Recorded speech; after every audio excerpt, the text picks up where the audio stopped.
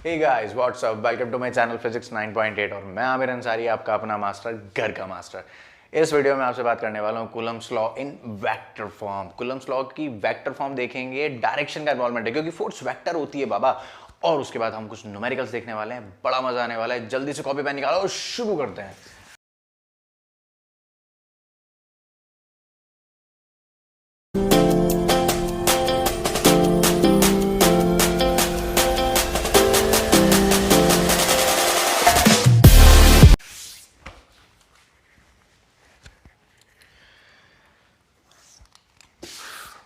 तो यार, Coulomb's law vector form में देखने के लिए एक छोटा सा डायग्राम समझ में आना बहुत ज़रूरी है। ये आपका x है, ये आपका y है, और यहाँ पर मैंने इस पोजीशन पर अपना कोई चार्ज रखा है q1 और इस पॉइंट पर मैं कहीं चार्ज रखने वाला हूँ q2।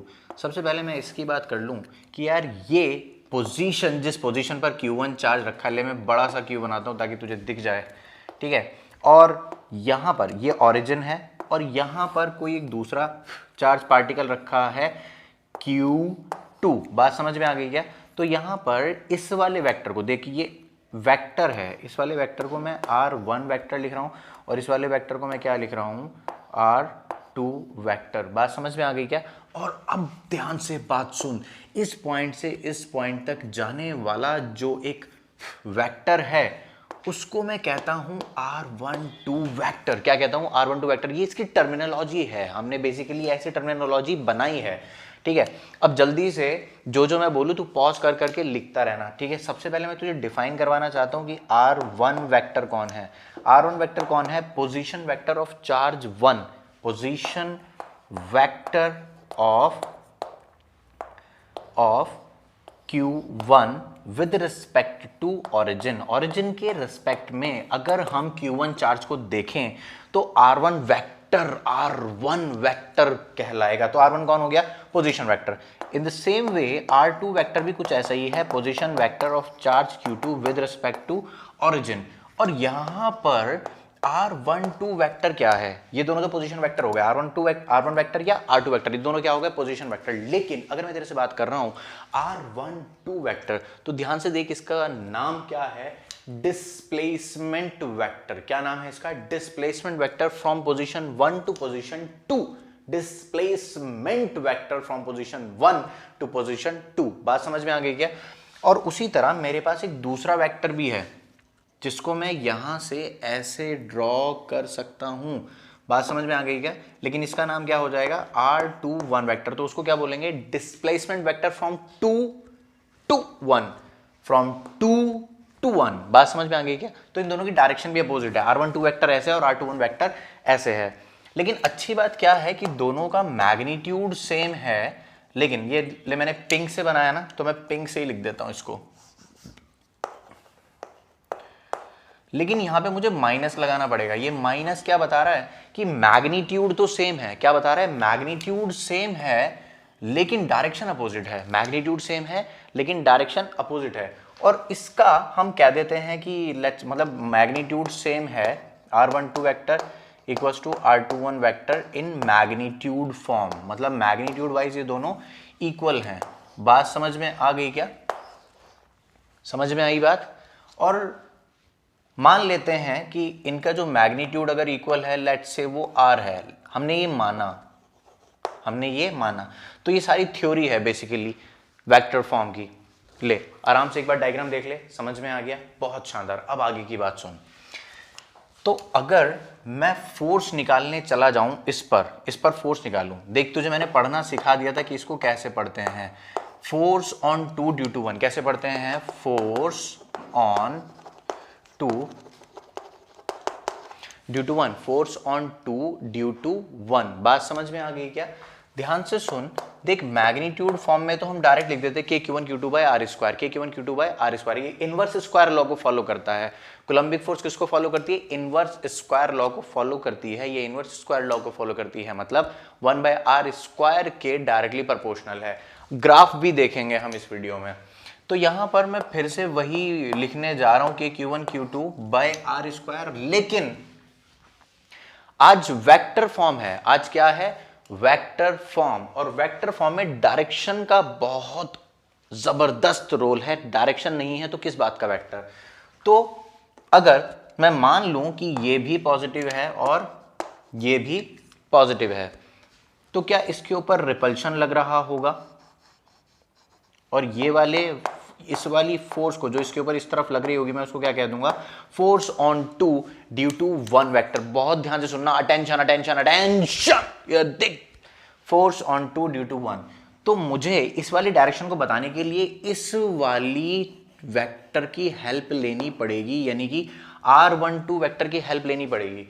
और जो मैंने छोटा सा बनाया है इसको मैं कह रहा हूं unit vector of R12 vector. तो बहुत ध्यान से सुन, यहां पर मुझे इस वाले वेक्टर की हेल्प लेनी पड़ेगी, तो मैं क्या कह दूंगा, R12 के वेक्टर के मैग्नीट्यूड का स्क्वायर, और यहां पर क्या आ जाएगा, R12 कैप।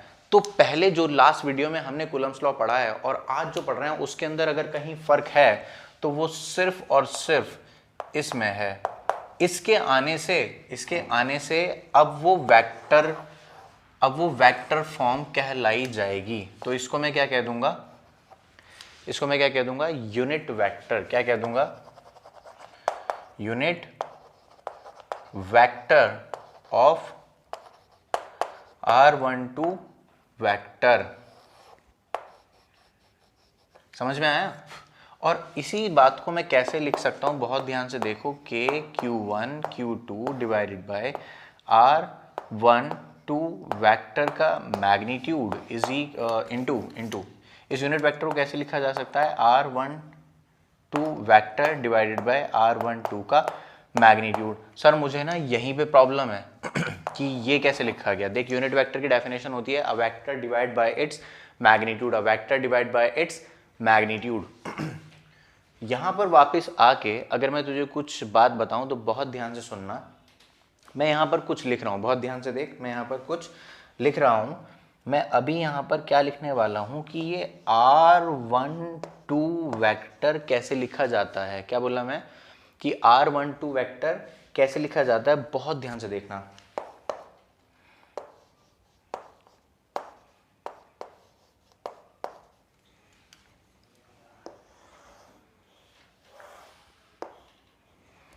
ठीक है।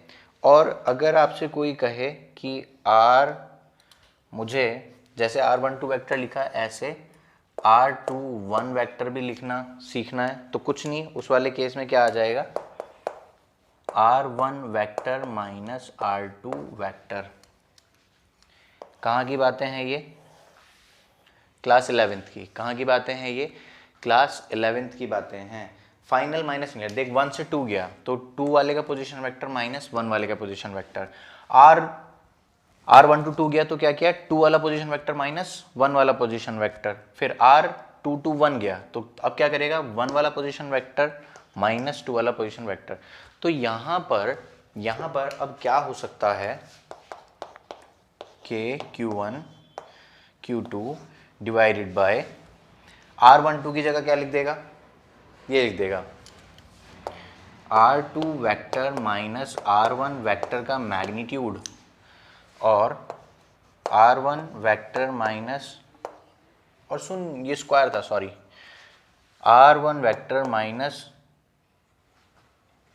R2 vector minus R1 vector, ये तो हो गया वेक्टर, और नीचे फिर से एक मैग्नीट्यूड है। तो क्या ये वाला मैग्नीट्यूड, ये वाला मैग्नीट्यूड, क्या मैं इसको डायरेक्ट यहाँ पे क्यूब लिख दूँ। देख ध्यान से देख, KQ1 Q2 by R square था, ये यूनिट वेक्टर को मैंने थोड़ा सा एक्सपेंड किया, और फाइनली मैंने R12 वेक्टर को ऐसे लिख दिया, और जो इसका मैग्नीट्यूड था वो इसके साथ क्या आ गया प्रोडक्ट में, तो ये क्यूब बन गया। बात समझ। तो सर ये क्या इनवर्स के क्यूब के डायरेक्टली प्रोपोर्शनल है? नहीं बाबा, यहाँ पे एक और वेक्टर है, तो ये इसका मैग्नीट्यूड 1 होता है, इसका मैग्नीट्यूड 1 होता है, तो इसकी सेहत पे कोई फर्क नहीं पड़ा। आज भी फॉर्मूला मैग्नीट्यूड वाइज वही है, KQ1 Q2 by R square. बात समझ में आ गई क्या?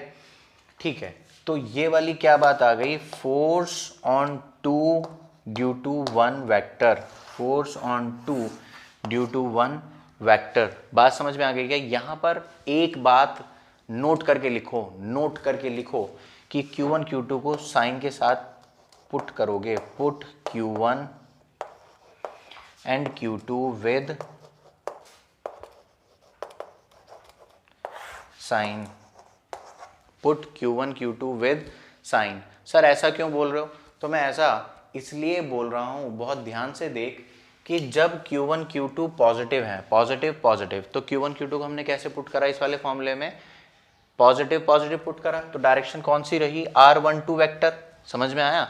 मान ले कि इसमें से एक भी नेगेटिव हो गया, मान ले कि इसमें से एक भी नेगेटिव हो गया, क्या ये अट्रैक्टिव पावर में बदल जाएगा? ये फोर्स की डायरेक्शन जो इधर है अभी उधर हो जाएगी, और उधर अगर हो गई तो कौन सा वेक्टर इंपॉर्टेंट हो जाएगा? R21 vector.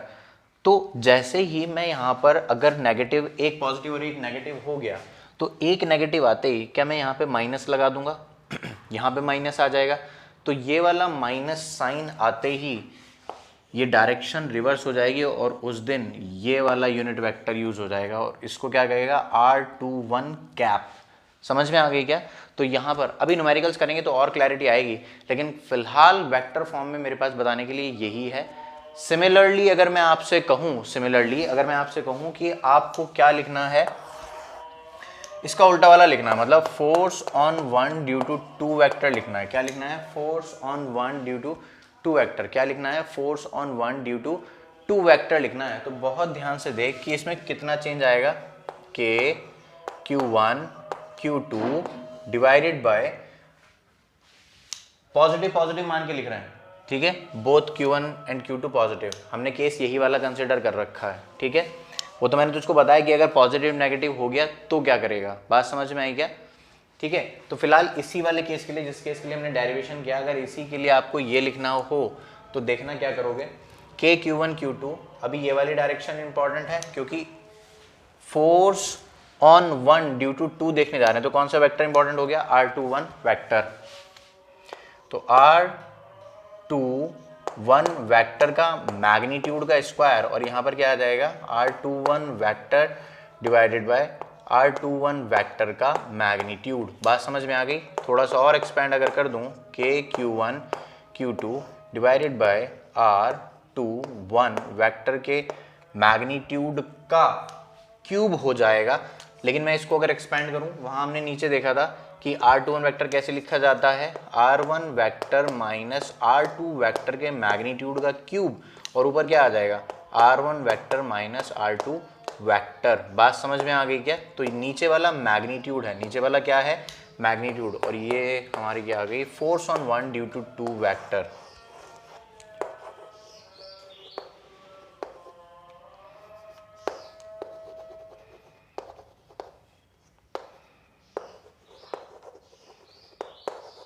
बात समझ में आ गई क्या? बहुत शानदार, जल्दी से कॉपी कर ले।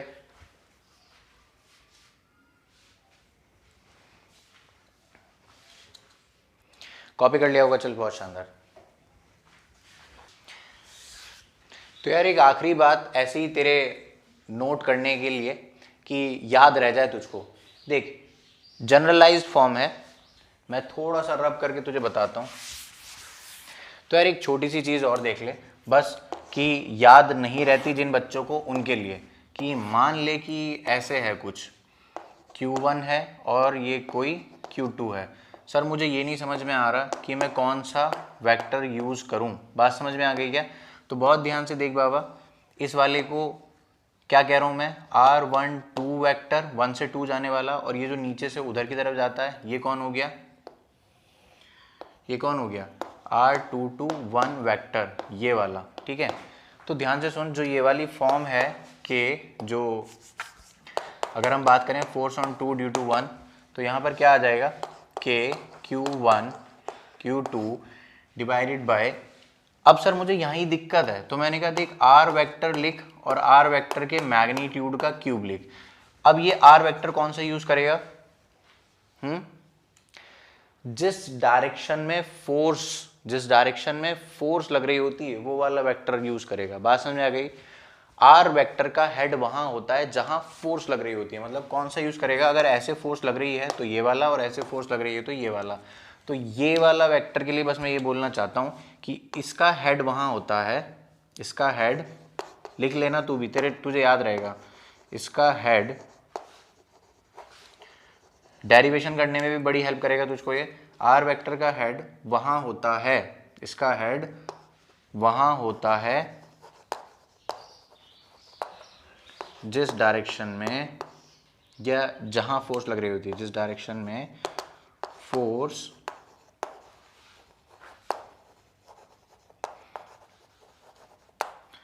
लग रही होती है। बात समझ में आ गई क्या? बस वेक्टर फॉर्म में इतना ही है मेरे पास तुझे बताने के लिए, ठीक है। एक छोटी सी एप्लीकेशन देखते हैं इसकी, फिर आगे चलते हैं। तो यार यहाँ पर चार चार्ज रखे हुए हैं, मैंने कहा तीनों ही इक्वल मैग्नीट्यूड के हैं, ठीक है। कैपिटल क्यू है, कैपिटल क्यू, और क्या बोला मैंने, कैपिटल क्यू, और इस वाले का भी चार्ज कैपिटल क्यू। इसको मैंने क्या कह दिया, पॉइंट ए कह दिया, इसको मैंने पॉइंट बी कह दिया, इसको मैंने पॉइंट सी कह दिया, और इसको मैंने पॉइंट डी कह दिया, ठीक है। और मैंने आपसे कहा फाइंड एफ नेट ऑन सी, मतलब सी पर नेट फोर्स निकालनी है। बात समझ में आ गई है? ये सवाल है और बहुत ही जनरल सा सवाल है। एच सी वर्मा की बात कर, दिनेश की बात कर, प्रदीप की बात कर, किसी की भी बात कर, कोटा की बात कर, कहीं भी मटेरियल में देख ले ये सवाल मिलेगा, बहुत बेसिक सा सवाल है दिन। तो सी पर नेट फोर्स निकालनी है, तो एक फोर्स इसके ऊपर इस वाली डायरेक्शन में आएगी, और इस वाली फोर्स का नाम क्या होगा, force on C due to B. बात समझ में आ गई क्या? इस वाली फोर्स की अगर मैं बात करूं तो ये वाली फोर्स कौन सी कहलाई जाएगी, force on C due to D, ठीक है। तो ये वेक्टर क्वांटिटी। और ये वाली फोर्स की अगर मैं बात करूं तो ये वाली फोर्स ऐसे आएगी, और इसको हम क्या कह देंगे, force on C due to A, force on C due to A. चलो भाई आगे भाई, देखो भाई इस वाले की अगर मैग्नीट्यूड की मैं बात करूं, अगर मैं इसके मैग्नीट्यूड की बात करूं तो कितनी आएगी, या मैं चल रुक जा अलग ही कैलकुलेट करके दिखाता हूं, बहुत शानदार, बहुत बढ़िया। इधर देख, तो force on C due to D का मैग्नीट्यूड अगर देखेगा तो K Q Q divided by, अच्छा मास्टर तूने डिस्टेंस तो दिया ही नहीं, ले 1 मीटर 1 मीटर 1 मीटर 1 मीटर, तेरी कैलकुलेशन आसान हो जाए। के क्यू स्क्वायर डिवाइड बाय 1 का स्क्वायर, ये मैग्नीट्यूड है। अब एफ सी डी देखिए तूने, अभी एफ सी बी को देख, सर वो भी इतनी ही आने वाली है। समझ में आ गई क्या? तो ये दोनों ही इक्वल हैं, चाहे तू एफ सी डी की बात कर चाहे एफ सी बी की बात कर, ये दोनों इक्वल हैं। बात समझ में आ गई? अगर ये 1 1 है तो ये जो बीच में ये ए सी है ये कितना होगा, √2। बात समझ में आ गई क्या? तो एफ सी ए अलग से मैं लिखूंगा, तो एफ सी ए कितना आएगा, के क्यू स्क्वायर डिवाइडेड बाय √2 का स्क्वायर, तो कितनी आ गई ये, के क्यू स्क्वायर बाय 2। बात समझ में आ गई? और वो कितनी आई, के क्यू स्क्वायर, कितनी आई वो, के क्यू स्क्वायर। अब ध्यान से सुन, क्या मेरे पास सुपरपोजिशन प्रिंसिपल है, लेकिन उसके अंदर तो मैं दो दो फोर्स पकड़ता हूँ। तो ध्यान से देख, क्या मैं इस वाली फोर्स और इस वाली फोर्स का रिजल्टेंट निकाल लूँ, और ये दोनों अगर इक्वल हैं और इन दोनों के बीच में एंगल 90 है, तो ध्यान से सुन कि एक फोर्स इधर आने वाली है जिसको मैं क्या कह दूंगा, एफ स्टार, जो कि इन दोनों फोर्स का रिजल्टेंट होगी, ठीक है। और वो इसी एंगल पे, यहीं इसी के अलोंग आने वाली है। क्यों? क्योंकि ये वाला एंगल तो 45 डिग्री है ही, ये दोनों इक्वल हैं। अगर तू वेक्टर पढ़ा हुआ है 11th क्लास का, अगर इक्वल दो फोर्स 90 डिग्री पर लगी हों, एक नीचे और एक इधर, तो इनका रिजल्टेंट ऐसे देख ले कि दो फोर्स हैं, एक इधर है और एक इधर है, तो इन दोनों, अगर ये दोनों इक्वल है तो इन दोनों का रिजल्टेंट 45 डिग्री पे इधर आता है, और √2 times of either this force और दिस फोर्स। तो मैं अगर एफ स्टार की बात करूं, मेरे पास अगर एफ नेट की बात करें तो एफ नेट क्या आएगा, एफ नेट जो यहाँ पे आने वाली है, तो सी पॉइंट कहाँ पे स्पेस है मेरे पास, यहाँ पर,